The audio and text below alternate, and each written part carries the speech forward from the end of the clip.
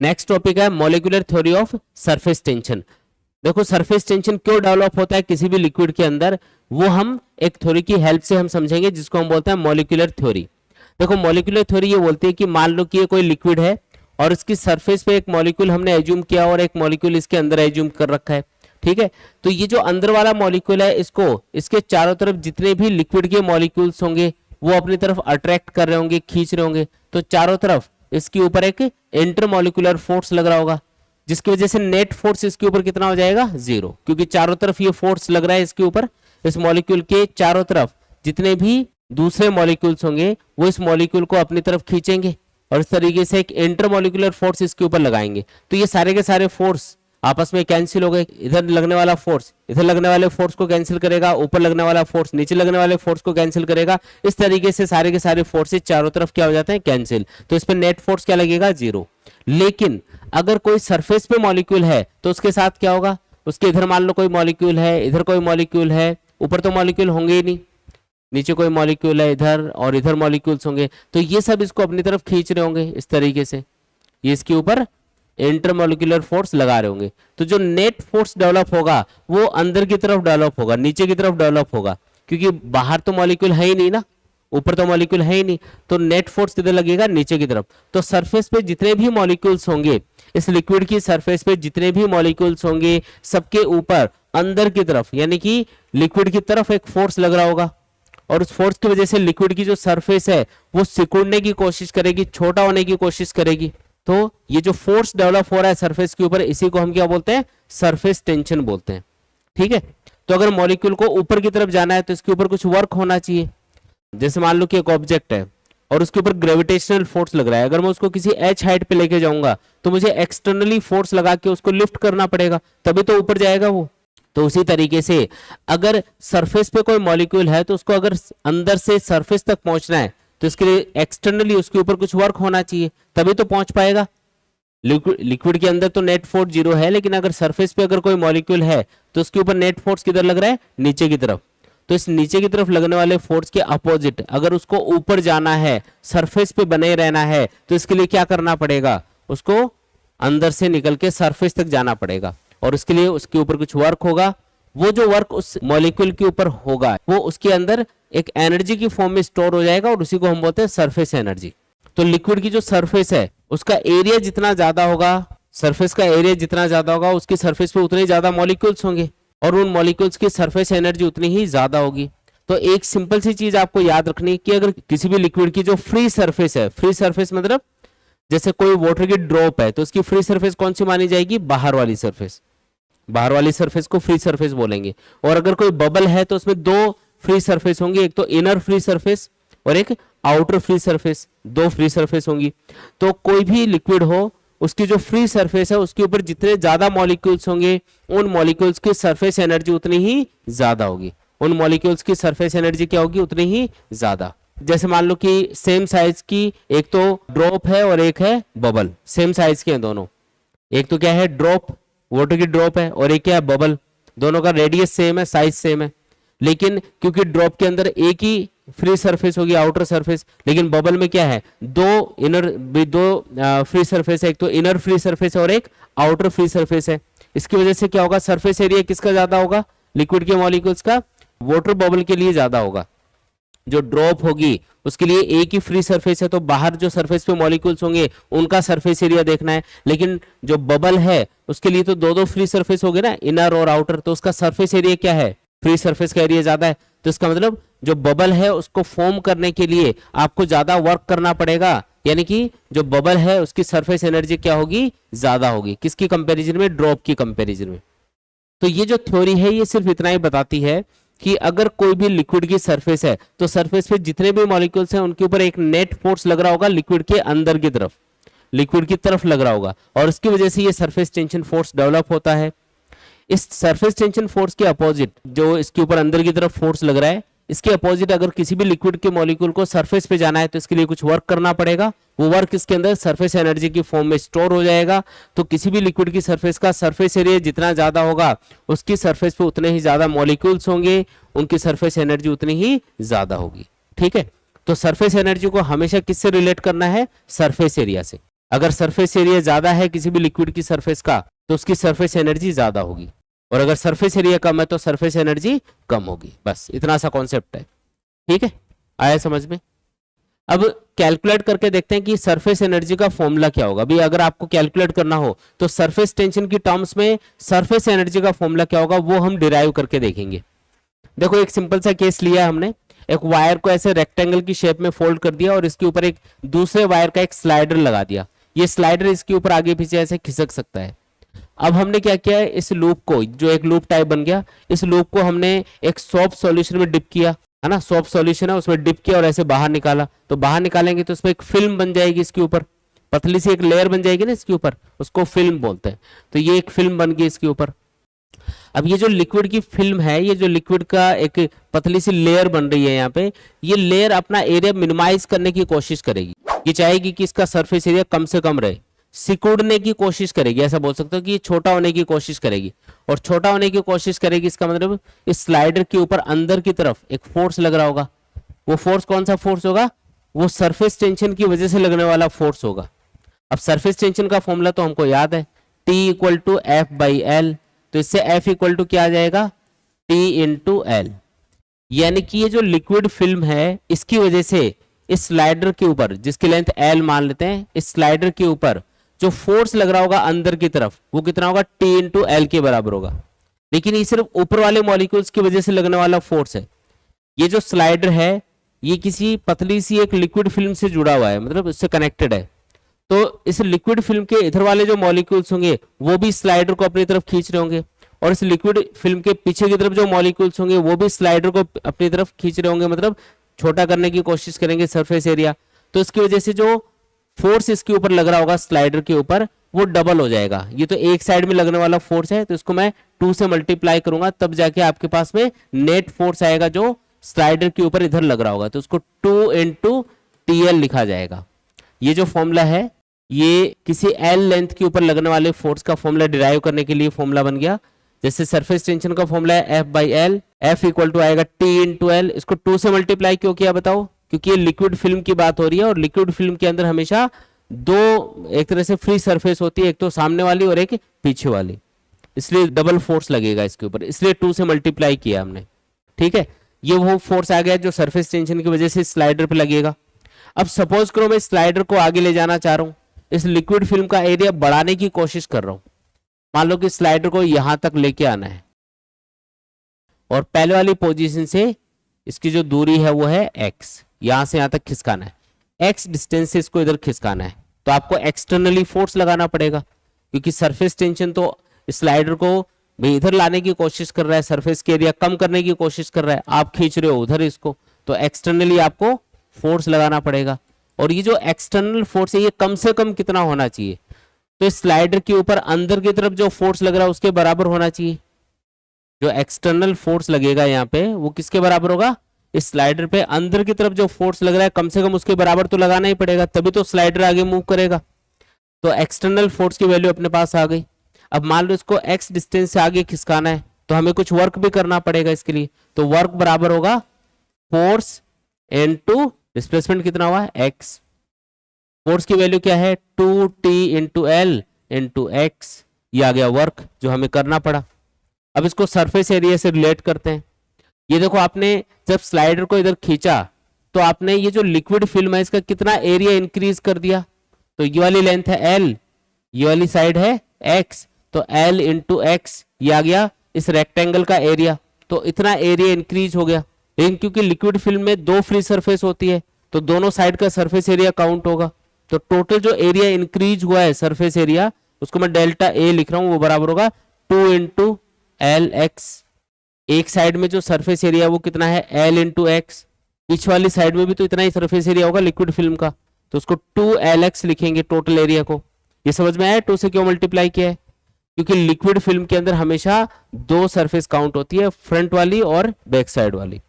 तो front surface का area है l into x, back side वाली सरफेस का भी सरफेस एरिया होगा l इंटू एक्स। तो टोटल सरफेस एरिया लिक्विड की फ्री सरफेस का लेना है वो 2 इंटू एल एक्स के बराबर होगा। अब 2 इंटू एल एक्स इसको हम लिख सकते हैं डेल्टा ए। डेल्टा ए मतलब वो सरफेस एरिया जो आपने इंक्रीज किया है यहाँ पे, और टी का मतलब क्या है, सरफेस टेंशन। तो अगर आप लिक्विड के सरफेस टेंशन को उस एरिया से मल्टीप्लाई कर देते हो जो आपने इंक्रीज किया है, तो उसके लिए किया गया वर्क अपने पास आ जाएगा। और आपको पता है जो वर्क हम इस सिस्टम पे करेंगे वो इसके अंदर सरफेस एनर्जी की फॉर्म में स्टोर होगा। इसका मतलब ये जो लिक्विड की फिल्म है इतनी इतनी, इसके अंदर जो एनर्जी स्टोर होगी वो किसके बराबर होगी, इस वर्क के बराबर होगी। क्योंकि ये वाला जो एरिया है ये इसीलिए इंक्रीज हुआ क्योंकि इसके ऊपर आपने कुछ वर्क किया है। और एरिया अगर इंक्रीज हो गया तो सरफेस के ऊपर जो मॉलिक्यूल्स है उनका नंबर बढ़ गया। स्लाइडर को आगे खिसका दिया तो इतने इतने एरिया में भी कुछ मॉलिक्यूल्स आ गए होंगे, तो सरफेस एरिया बढ़ गया, तो मतलब सरफेस एनर्जी क्या हो गई होगी, इंक्रीज हो गई होगी। तो कितनी इंक्रीज होगी सरफेस एनर्जी, जितना आपने वर्क किया है। तो ये जो वर्क डन का फॉर्मूला आपने यहाँ पे डिराइव किया है, जो वर्क आपने एक तरह से कैलकुलेट किया है इस सरफेस का एरिया इंक्रीज करने के लिए, ये उस सरफेस एनर्जी के बराबर है जो इतनी इतनी इस लिक्विड फिल्म के पास में आ गई होगी। अब एक जनरल फॉर्मूला इससे बना लेते हैं। अगर आपको किसी भी सरफेस की सरफेस एनर्जी कैलकुलेट करनी है तो आपको क्या करना है, उस लिक्विड के सरफेस टेंशन को उस लिक्विड की सरफेस के फ्री एरिया से मल्टीप्लाई कर देना है। जो लिक्विड की सरफेस का फ्री एरिया होगा ना, फ्री सरफेस एरिया होगा, मतलब उससे आपको मल्टीप्लाई करना है किसको, सरफेस टेंशन को। तो इससे अपने पास क्या आ जाएगा, वो वर्क डन आ जाएगा जो आपने किया होगा, और ये किसके बराबर होगा, surface energy of the liquid के बराबर होगा। ठीक है, अब इसके मैं कुछ स्पेशल केस आपको बताऊंगा। तो यहाँ पे केस क्या है, हमको एक ड्रॉप दे रखी है और इस ड्रॉप के फॉर्मेशन के लिए हमें कितना वर्क करना पड़ेगा वो वर्क हमको कैलकुलेट करना है। भी जब भी ड्रॉप बनाई जाएगी किसी भी लिक्विड से तो कुछ वर्क करना पड़ेगा, और वो वर्क कहाँ पे चला जाएगा, उस ड्रॉप की सरफेस एनर्जी की फॉर्म में उसके अंदर स्टोर हो जाएगा। तो आपको जब भी वर्क कैलकुलेट करना हो या ड्रॉप की सरफेस एनर्जी कैलकुलेट करनी हो, सरफेस एनर्जी को मैं ई से डिनोट कर रहा हूं, तो इसका जो फॉर्मूला होगा वो होगा T into delta A. Delta A मतलब surface area of the free surface. तो इसमें कितनी फ्री सरफेस है, एक ही फ्री सरफेस है, और उस फ्री सरफेस का एरिया कितना होगा, तो मान लो इस ड्रॉप की रेडियस है कैपिटल आर, तो इस फ्री सरफेस का एरिया कितना होगा, बोलो डेल्टा ए इक्वल टू, बोलो जो ड्रॉप है वो स्फेरिकल है, स्फेयर का एरिया क्या होता है, surface area 4 pi R square. तो आपको क्या करना है, सरफेस टेंशन को मल्टीप्लाई करना है सरफेस एरिया से, जो कि होगा 4 पाई आर स्क्वायर। तो ये अपना आंसर हो गया। मतलब एक ड्रॉप अगर आपको फॉर्म करनी है जिसका रेडियस है आर, तो उसके लिए जो वर्क करना पड़ता है वो बराबर होता है T into 4 pi R square, जो इस ड्रॉप के अंदर सरफेस एनर्जी की फॉर्म में स्टोर हो जाता है। इसके सरफेस के मॉलिक्यूल्स के पास में सरफेस एनर्जी की फॉर्म में रहेगा। ठीक है, तो ये ड्रॉप के लिए सरफेस एनर्जी का या वर्क डन का फॉर्मूला आ गया। ऐसे ही अगर आपको आर रेडियस का बबल बनाना है तो इसकी सरफेस एनर्जी कितनी होगी, अगर आपको आर रेडियस का बबल बनाना है तो इसकी सरफेस एनर्जी कितनी होगी, तो इसके लिए फॉर्मूला होगा वर्क डन या फिर सरफेस एनर्जी का। देखो इससे कंफ्यूज मत होना, सरफेस एनर्जी और वर्क डन का फॉर्मूला एक ही होता है, क्योंकि जो वर्क करते हैं वही सरफेस एनर्जी को इंक्रीज करता है या फिर सरफेस एनर्जी की फॉर्म में उसमें स्टोर होता है। तो वर्क डन या फिर सरफेस एनर्जी का फॉर्मूला क्या होगा, तो T into surface area of the free surface. अब इसमें दो फ्री सरफेस होंगी, बबल के अंदर कितनी फ्री सरफेस होती है, दो, तो दोनों का एरिया कितना होगा, तो इनर सरफेस का जो सरफेस एरिया वो होगा 4 pi R square, outer surface का भी कितना होगा 4 पाई आर स्क्वायर। तो टोटल जो सरफेस एरिया बना वो कितना हुआ 8 पाई आर स्क्वायर। तो उससे मल्टीप्लाई कर दो सरफेस टेंशन को, 8 into pi R square into T, ये क्या आ गया वर्क डन का या फिर सरफेस एनर्जी का फॉर्मूला आ गया। तो ड्रॉप के लिए तो फॉर्मूला होगा 4 pi R square into T, और बबल के लिए क्या होगा 8 pi R square into T होगा, डबल होगा इससे। बबल के लिए जो वर्क डन है वो ड्रॉप की कंपैरिजन में डबल होता है। ठीक है, फॉर्मूले से पता चलता है ये। इसके बाद में मान लो कि कोई बबल है जिसकी शुरुआत में रेडियस है मान लो R1, और इससे किसी R2 रेडियस का बबल बनाना है, मतलब उसको फुलाना है। तो अगर किसी बबल को फुलाओगे तो उसका सरफेस एरिया बढ़ जाएगा, इसका मतलब आपको वर्क करना पड़ेगा उसके लिए, क्योंकि उससे सरफेस एनर्जी भी बढ़ रही होगी। तो कितना वर्क करना पड़ेगा, तो पहले चेक करो कि कितना एरिया इंक्रीज हो रहा है, उसको मैं डेल्टा ए लिख देता हूं। तो एरिया कितना इंक्रीज हुआ, तो पहले इसका सरफेस एरिया था छोटे वाले बबल का 8 पाई R1 स्क्वायर, बाद में जब इसको फुला के बड़ा कर दिया तो इसका सरफेस एरिया कितना हो गया 8 पाई R2 स्क्वायर। तो एरिया में कितना चेंज आया 8 पाई R2 स्क्वायर माइनस 8 पाई R1 स्क्वायर। ये चीज समझ में आई क्या, तो सरफेस एरिया पहले कितना था 8 पाई R1 स्क्वायर, बाद में फुला के कितना कर दिया 8 पाई R2 स्क्वायर। तो R1 रेडियस के बबल से R2 रेडियस का बबल बनाने के लिए हमें कितना वर्क करना पड़ा, तो वर्क डन किसके बराबर होगा, तो सरफेस एनर्जी में इंक्रीमेंट या फिर वर्क डन बराबर होगा T इंटू डेल्टा ए के। डेल्टा ए क्या है यहाँ पे 8 पाई, ये कॉमन ले लिया हमने, R2 square minus R1 square, ऐसा लिख दो। फॉर्मूला समझ में आया क्या? आपको सरफेस टेंशन को मल्टीप्लाई करना है किससे, चेंज इन सरफेस एरिया से, तो आपके पास वो वर्क आ जाएगा जो उस सरफेस एरिया को चेंज करने में हमें करना पड़ा, या फिर R1 रेडियस के बबल से R2 रेडियस के बबल को फॉर्म करने के लिए करना पड़ा। आया समझ में? ठीक है, आगे बढ़ते हैं। इसके बाद में नेक्स्ट है work done in splitting of big drop. मान लो कि एक बड़ी ड्रॉप है और वो स्प्लिट हो रही है छोटी छोटी ड्रॉप्स के अंदर, जैसे स्प्रे करते हैं ना अपन, स्प्रे करते हैं तो जो लिक्विड भरा होता है स्प्रे के अंदर वो छोटी छोटी ड्रॉप्स में स्प्रेड हो जाता है। वैसे आपको किसी बड़ी ड्रॉप को जिसकी रेडियस कैपिटल R है उसको छोटे छोटे ड्रॉप्स में, एंड ड्रॉप्स के अंदर इसको स्प्रे करना है, स्प्रेड करना है। हर एक जो छोटी ड्रॉप है उसकी रेडियस मान लेते हैं स्मॉल r। हर एक जो छोटी ड्रॉप है उसकी रेडियस कितनी मान ली, स्मॉल r। और कितनी ड्रॉप्स बन गई, एंड ड्रॉप्स बन गई। अच्छा, यहाँ पे क्या चीज सेम रहेगी दोनों कंडीशन में, लिक्विड तो उतना ही है तो उसका वॉल्यूम तो सेम ही रहेगा ना। भाई बड़ी ड्रॉप थी उससे छोटी ड्रॉप बन गई तो वॉल्यूम थोड़ी चेंज हुआ, मास और वॉल्यूम तो उतना ही रहेगा लिक्विड का, इसका मतलब वॉल्यूम सेम है। तो हम एक काम करते हैं, कैपिटल R और स्मॉल r इनमें रिलेशन फाइंड कर लेते हैं कि अगर n ड्रॉप्स बनाई जा रही है किसी बड़ी ड्रॉप से तो कैपिटल R और स्मॉल r में क्या रिलेशन होगा, ये हम फाइंड करके देखते हैं। कैसे फाइंड करना है अब देखना। दोनों कंडीशन में वॉल्यूम सेम है, इस बड़ी ड्रॉप का वॉल्यूम होगा 4/3 पाई R क्यूब। ये जो छोटे ड्रॉप्स हैं इनका वॉल्यूम होगा सबका मिला के n इंटू 4/3 पाई स्मॉल r क्यूब। 4/3 और पाई ये कैंसिल, तो कैपिटल R बराबर आएगा, ये पावर 1/3 कर दो दोनों साइड में, तो n की पावर 1/3 इंटू r। यानी कि जो बड़ी ड्रॉप की रेडियस है और जो छोटी ड्रॉप की रेडियस है उसमें क्या रिलेशन है, ये रिलेशन है कैपिटल R बराबर n power 1/3 into small r। ये रिलेशन याद कर लेंगे। जब भी बड़ी ड्रॉप से छोटी ड्रॉप बन रही होगी तो छोटी ड्रॉप की रेडियस और बड़ी ड्रॉप की रेडियस में ये रिलेशन है। जैसे आपको बोला कि एक बड़ी ड्रॉप है उसकी रेडियस इतनी है, उसे मान लो 1000 छोटी छोटी ड्रॉप्स बन गई, तो बताओ छोटी ड्रॉप्स की रेडियस क्या होगी। तो इस फॉर्मूले से या इस रिलेशन से आप फाइंड कर सकते हो उसको। ठीक है, दूसरी बात, यहाँ पे सरफेस एनर्जी पे क्या फर्क पड़ेगा या सरफेस एरिया पे क्या फर्क पड़ेगा, पहले वो देखो। पहले इसका सरफेस एरिया जितना भी था ड्रॉप का, बड़ी वाली ड्रॉप का, उसकी कंपैरिजन में अब छोटी छोटी ड्रॉप्स का सबका मिला के टोटल सरफेस एरिया पहले से ज्यादा हो जाएगा। ये मत समझना कि छोटे ड्रॉप का एरिया तो कम होगा, तो एक ड्रॉप का एरिया नहीं, सबका मिला के टोटल अगर करोगे ना तो सबका मिला के जो टोटल सरफेस एरिया है वो इस बड़ी ड्रॉप के सरफेस एरिया से ज्यादा आएगा, क्योंकि पहले वो इसके अंदर थी सारी। आप ये मानो कि छोटी छोटी ड्रॉप्स इसके अंदर थी, तो आपने सिर्फ ये बाहर वाली सरफेस का एरिया लिया है, अंदर जो ड्रॉप्स थे उनका सरफेस एरिया तो काउंट ही नहीं हुआ। लेकिन जब वो बिखर गई एक तरह से छोटी छोटी ड्रॉप्स के अंदर, तो हर एक ड्रॉप का सरफेस एरिया काउंट होगा, तो वो जो टोटल सरफेस एरिया है वो पहले से ज्यादा आएगा। और अगर सरफेस एरिया बढ़ रहा है यहाँ पे, इसका मतलब सरफेस एनर्जी इंक्रीज होगी, क्योंकि अगर लिक्विड की सरफेस का एरिया बढ़ता है तो उससे क्या बढ़ जाती है, सरफेस एनर्जी बढ़ जाती है। तो यहाँ पे सरफेस एनर्जी इंक्रीज हो जाएगी। अब कितनी इंक्रीज होगी वो हम फाइंड कर लेते हैं। तो यहाँ पे जो वर्क करना पड़ेगा इसको स्प्लिट करने के लिए, या जो सरफेस एनर्जी में चेंज आएगा वो हम कैलकुलेट कर रहे हैं, तो वो बराबर होगा चेंज इन सरफेस एनर्जी या फिर work done.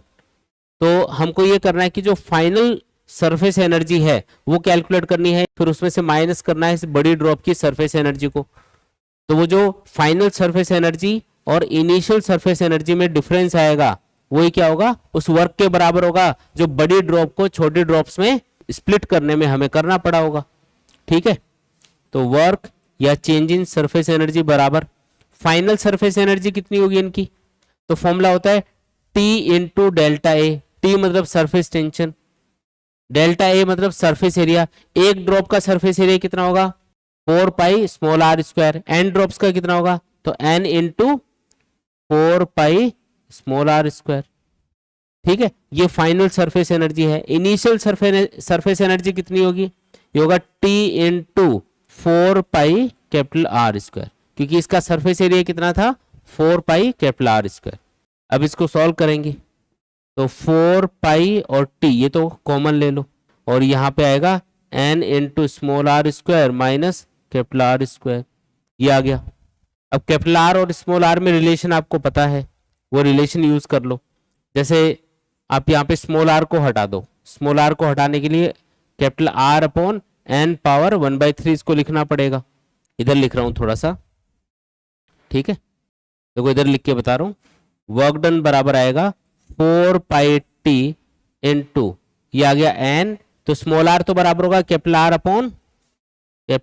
Upon n power 1/3 के, और इसके स्क्वायर भी करना पड़ेगा आपको, माइनस कैपिटल आर स्क्वायर।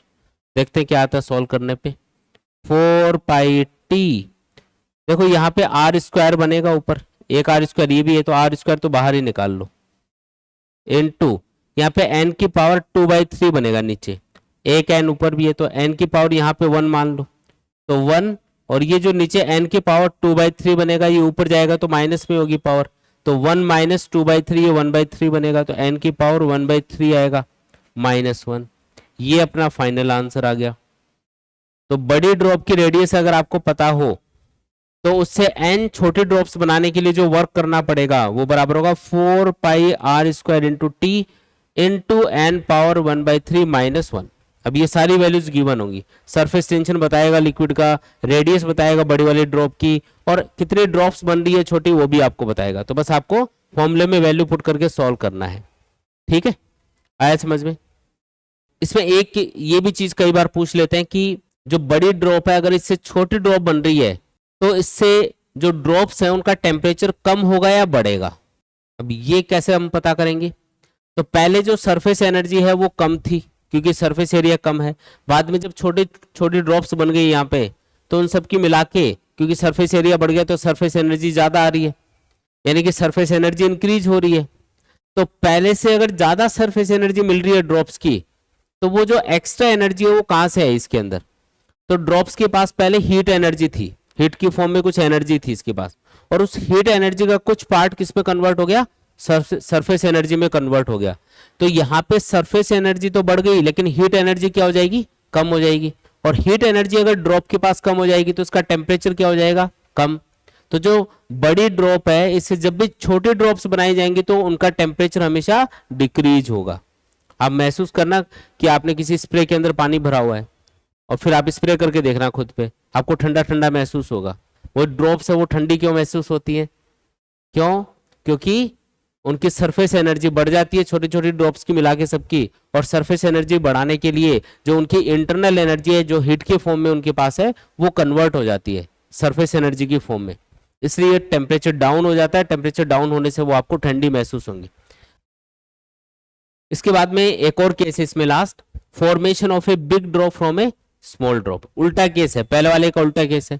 अगर छोटे छोटे एंड ड्रॉप्स को मिला के जिनकी रेडियस स्मॉल आ रहा है आप एक बड़ी ड्रॉप बनाते हो जिसकी रेडियस है कैपिटल आर, तो इससे क्या फर्क पड़ेगा, मतलब इससे भी टेम्परेचर बढ़ेगा कम होगा, या फिर जो वर्क हमको करना पड़ेगा वो कितना करना पड़ेगा वो हम देखेंगे।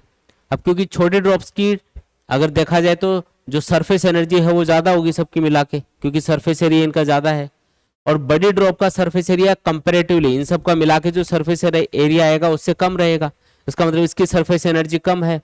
तो छोटी ड्रॉप्स मिलके अगर बड़ी ड्रॉप बनाती है तो इससे सरफेस एनर्जी घटती है, पहली बात तो ये, क्योंकि सरफेस एरिया डिक्रीज हो रहा है तो सरफेस एनर्जी घटेगी। अगर सरफेस एनर्जी घटेगी तो इसका मतलब टेम्परेचर बढ़ेगा या कम होगा। जब आपने इनको कंबाइन किया तो सरफेस एनर्जी घट गई, सरफेस एनर्जी घट गई तो सरफेस एनर्जी किस में कन्वर्ट हो गई होगी, वो हीट में कन्वर्ट हो रही है।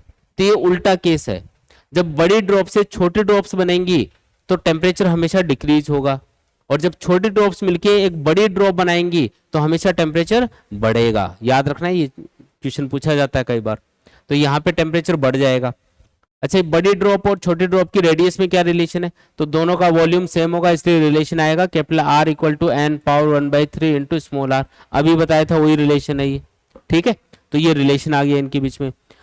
जो छोटे ड्रॉप्स है वो मिलके जब बड़ी ड्रॉप बना रही होंगी तो इसके लिए कितना वर्क होगा, तो वर्क या चेंज इन सरफेस एनर्जी, यहाँ पे सरफेस एनर्जी वैसे नेगेटिव में आएगी क्योंकि फाइनल सरफेस एनर्जी कम है और इनिशियल ज्यादा है। तो वो कितनी आएगी, तो वो नेगेटिव सिंबल मैं नहीं लगा रहा हूं, बस मैं उस एनर्जी को कैलकुलेट कर रहा हूं। तो वो फॉर्मूला होगा 4 pi R square into T into N power 1/3 minus 1। ये फॉर्मूला यूज करना है। और पूछ लेगी भी टेम्परेचर में कितना चेंज आया, तो वो भी आप कैलकुलेट कर सकते हो। अगर टेम्परेचर बढ़ेगा तो कितना बढ़ेगा, तो आप इसको ऐसे कैलकुलेट करोगे कि जितना आपने वर्क किया है वो बराबर होगा उस हीट एनर्जी के जो इसकी इंक्रीज हो रही है, डेल्टा क्यू लिख देता हूं इसको। तो कितनी हीट एनर्जी मिलेगी, जितना वर्क हुआ है। तो W equal to delta Q हमने लिख दिया। अब W का फॉर्मूला तो अपन को पता ही है, 4 pi R square into T into N power 1/3 minus 1 equal to क्या आएगा, डेल्टा क्यू। और डेल्टा क्यू का मतलब क्या है, जो हीट एनर्जी यहाँ पे मिल रही है ड्रॉप को। अब उसका फॉर्मूला होता है, नॉर्मली आपको जो हीट एनर्जी वो कैलोरी में गिवन होती है, तो उसको जूल में कन्वर्ट करके लिखना पड़ता है। तो उसका फॉर्मूला होता है J M S delta theta. M मतलब mass of the drop, S मतलब स्पेसिफिक हीट, जे मतलब जूल्स कांस्टेंट जो कि 4.2 के बराबर होता है। क्योंकि कैलोरी में डेटा गिवन होना तो आपको उसको जूल में कन्वर्ट करके लिखना पड़ता है। और डेल्टा थीटा का मतलब है चेंज इन टेम्परेचर। तो डेल्टा थीटा ये बराबर आएगा 4 pi R square T N power 1/3 minus 1 divided by J M S. ये फॉर्मूला हम यूज कर लेंगे। तो इससे अपने पास आ जाएगा चेंज इन टेम्परेचर, कि टेम्परेचर में कितना चेंज आएगा। ठीक है, आया समझ में। तो ये मेन फॉर्मूले हैं जो आप याद रखो, इसमें इनके ऊपर क्वेश्चंस करके देखेंगे अब। अच्छा, उससे पहले कुछ इंपॉर्टेंट पॉइंट और देख लो, इनके ऊपर भी क्वेश्चन बन जाते हैं कई बार। एक तो ये वाला क्वेश्चन बहुत बार पूछा जाता है कि एक रिंग है, उसके अंदर एक सॉफ्ट फिल्म बनी हुई है, उसके ऊपर एक लूप रखा हुआ धागे का, अंदर वाली फिल्म को तोड़ देते हैं तो जो धागा है वो कौन सी शेप ले लेगा, तो ये सर्कुलर शेप ले लेगा। क्यों, क्योंकि चारों तरफ जो सरफेस टेंशन फोर्स इस धागे के ऊपर लगेगा लिक्विड की वजह से, वो इसको सर्कुलर शेप के अंदर ले आएगा। ठीक है, एक तो ये स्पेशल केस।